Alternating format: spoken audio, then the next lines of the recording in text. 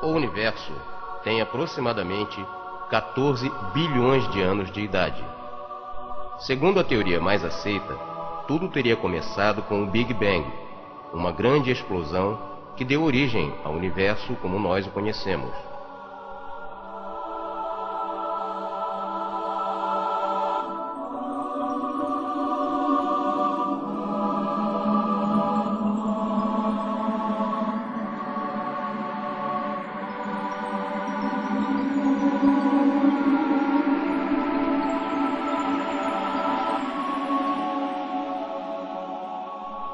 Nós estamos aqui, em um pequeno ponto azul, flutuando no braço de uma galáxia. Nosso planeta tem aproximadamente 4 bilhões de anos.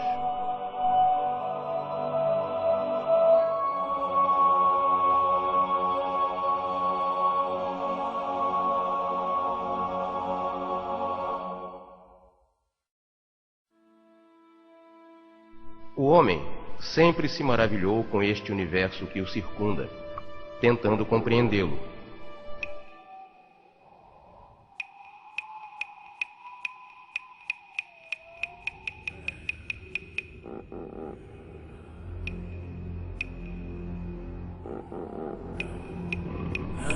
Dividimos o planeta com diversas outras espécies animais, insetos, mamíferos.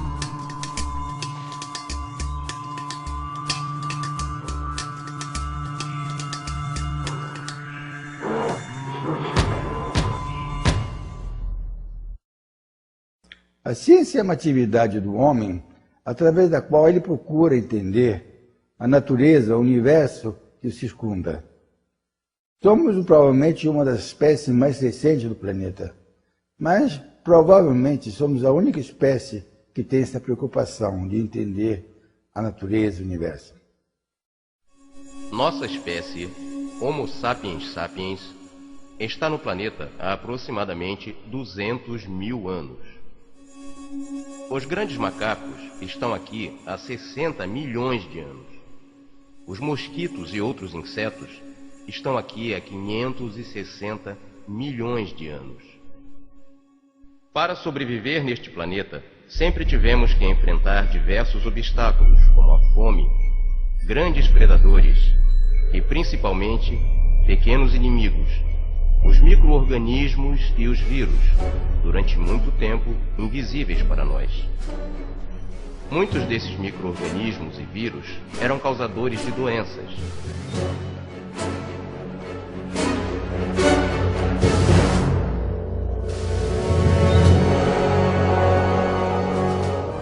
E ao final, conduziam à morte do indivíduo. A ciência surgiu com a tentativa do homem de entender e explicar a natureza. As primeiras tentativas de explicar os fenômenos naturais, como doenças, cataclismas, a morte, passavam pelo sobrenatural, pelo divino. E a figura central, que interpretava a vontade divina, era o curandeiro, o xamã.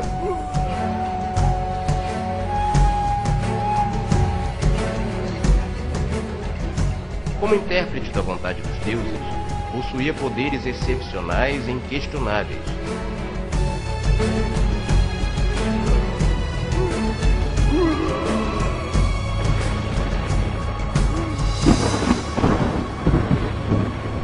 exigindo submissão total.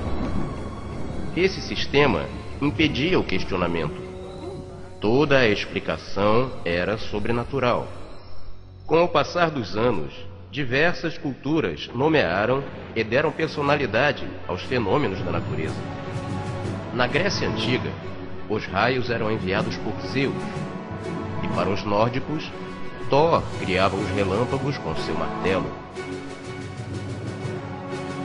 Várias civilizações surgiram, perpetuando este tipo de pensamento.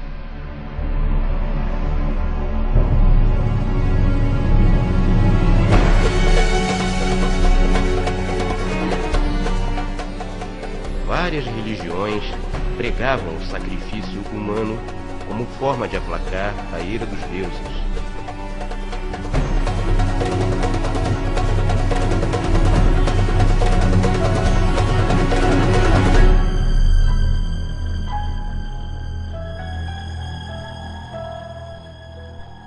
Ao mesmo tempo, surgia também uma outra forma de pensar, baseada no funciona, não funciona, na tentativa e erro. Eram os artesãos. A eles não interessava a explicação do porquê do funcionamento das coisas, desde que funcionasse. Batendo pedra contra pedra, produziam instrumentos cortantes que auxiliavam na caça. Manipulando o barro, criaram utensílios para armazenamento de grãos. Dessa prática, pode ter surgido, inclusive, manifestações do que entendemos hoje como a arte, a música, a dança.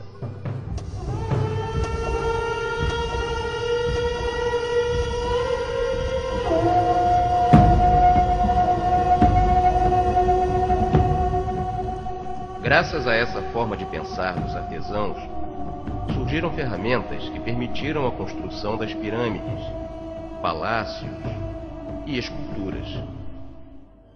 Já havia o pensamento religioso, já havia o pensamento prático. Foi então que 700 anos antes de Cristo surgiram na Grécia os filósofos. Acreditavam que nem tudo possuía uma origem divina, que alguns fenômenos poderiam ser explicados pela lógica e pela observação. Um exemplo dessa nova forma de pensar foi Aristóteles. Aristóteles observava a natureza, tentando explicar os fenômenos baseando-se em sua lógica. Ao observar os navios se aproximando dos portos, percebeu que seus mastros aumentavam de tamanho e que a vela crescia, para só depois aparecer o resto do barco. Também olhando o eclipse da Lua e usando a lógica, ele concluiu: a Terra é redonda. Também se interessava por anatomia e é considerado um dos pais da anatomia comparada. Como não era possível dissecar homens, ele dissecava animais. Certa vez, dissecando um golfinho, percebeu que ele possuía placenta. Com esta observação, concluiu que o golfinho se assemelhava mais aos mamíferos do que aos peixes. Foi a primeira descrição de um mamífero marinho. Já Hipócrates, que é considerado o pai da medicina, contestava que todas as doenças seriam de origem divina.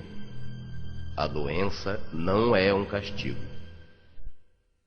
Ao mesmo tempo em que florescia o pensamento dos filósofos, surgia na Grécia um forte movimento humanista, expressado na poesia, no teatro e nas artes em geral. Projetaram-se através dos séculos obras como a Ilíada e a Odisseia de Homero, Antígona, Electra e Édipo Rei de Sófocles, e várias outras obras que chegaram até os dias de hoje, principalmente pelo seu valor estético.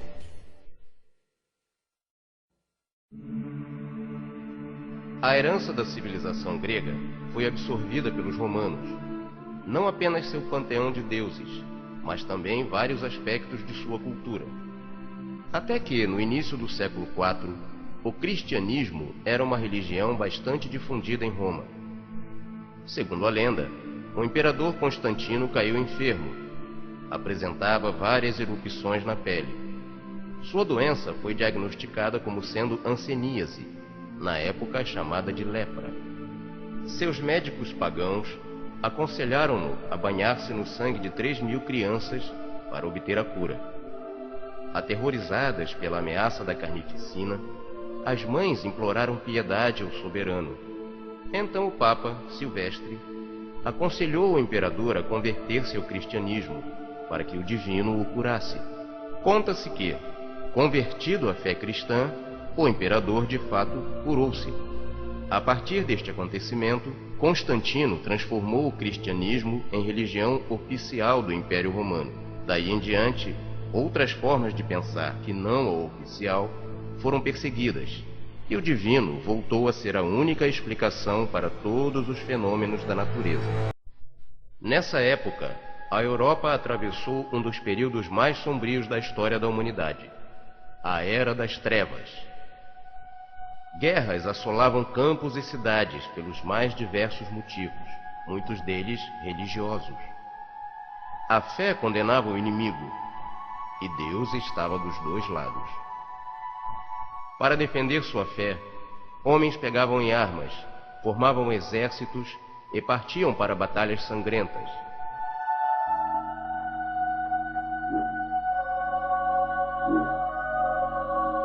Além das perdas em campos de batalha, vítimas indiretas se multiplicavam pelo caminho da guerra. Cidades e vilas eram saqueadas. Suas mulheres e crianças eram violentadas. Plantações eram abandonadas, pois os trabalhadores eram obrigados a se tornar soldados. Com o saque e a destruição dos campos, se tornava difícil conseguir alimentos. Muitos sucumbiam diante da fome. Os poucos que sobreviviam aos horrores da guerra e à fome, enfraquecidos, ainda teriam que enfrentar as doenças. Na verdade, nunca deixou de haver uma epidemia no mundo. Durante muito tempo, todas eram chamadas de peste, pois ainda não se conheciam nem a causa, nem os meios de transmissão. As precárias condições de higiene em cidades imundas favoreciam o aparecimento dessas doenças. Ao longo do tempo, as constantes campanhas militares ajudaram a disseminar várias doenças. De forma assustadora, a presença da morte era algo sempre constante. O conceito de Hipócrates de que a causa da doença não era castigo divino caiu em esquecimento. Somente a fé traria a cura. A autoflagelação, como forma de punir os pecados da alma, evitaria, assim, a punição divina. Era uma forma de salvar o espírito, evitando o mal.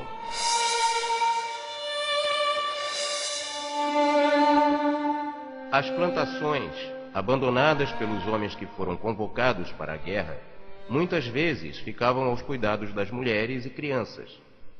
Aquelas que conseguiam sobreviver ao ataque dos saqueadores enfrentavam o pesado trabalho braçal no campo, envelhecendo precocemente e perdendo a sua capacidade de trabalho. Algumas fugiam então para as florestas, passando a ser párias, catadoras de raízes e ervas. Muitas eram acusadas de causar doenças e praticar magia negra ao utilizar essas ervas. Eram chamadas de bruxas.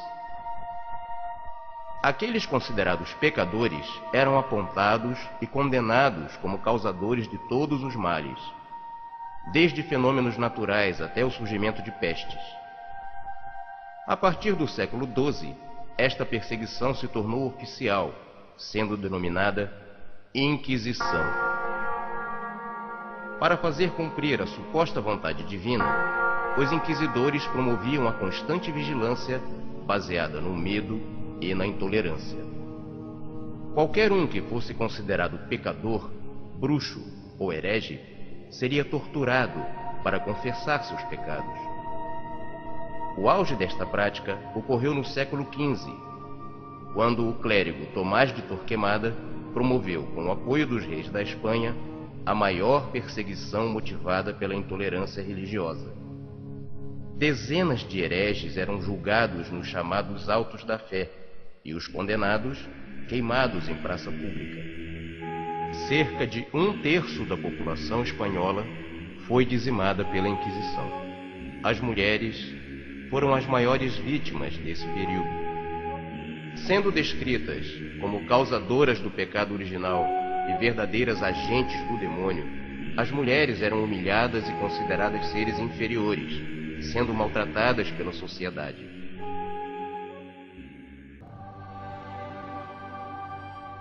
No entanto, mesmo antes da Europa se deparar com esta sociedade obscurecida pelo terror religioso, alguns indivíduos já demonstravam descontentamento com os argumentos eruditos baseados apenas na autoridade. Um exemplo foi Roger Bacon, um franciscano da Universidade de Oxford, que em 1240 já realizava experimentos com ótica, fabricava lentes planas e côncavas. Bacon escreveu 3 livros, Opus Majus, Opus Minus e Opus Tertium, nos quais descrevia os resultados de suas observações e de seu pensamento. Bacon dizia que apenas a lógica, a observação, não seriam suficientes para descrever a realidade. A experimentação seria fundamental. Ele previa um mundo repleto de realizações humanas, como máquinas capazes de voar e navegar embaixo d'água, movidas por si mesmas. Encadernou suas obras e as enviou para Roma, buscando apoio do Papa Clemente IV.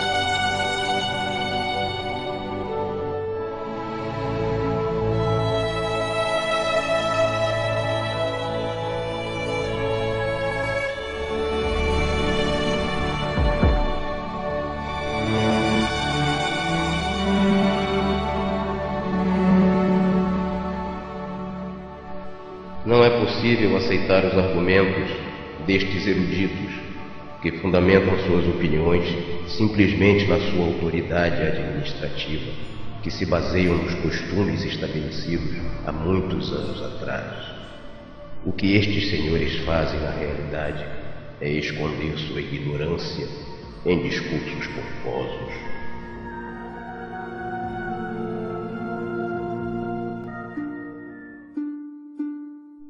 Alguns séculos depois, Leonardo da Vinci dizia: nenhum achado feito pelo homem pode ser definido como verdadeiro se não for antes demonstrado experimentalmente.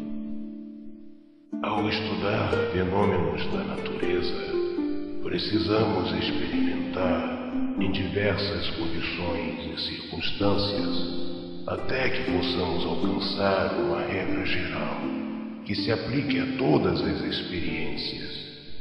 E para que propósito servem estas regras? Elas evitam que enganemos a nós mesmos ou enganemos a outros, com promessas de resultados que não serão alcançados.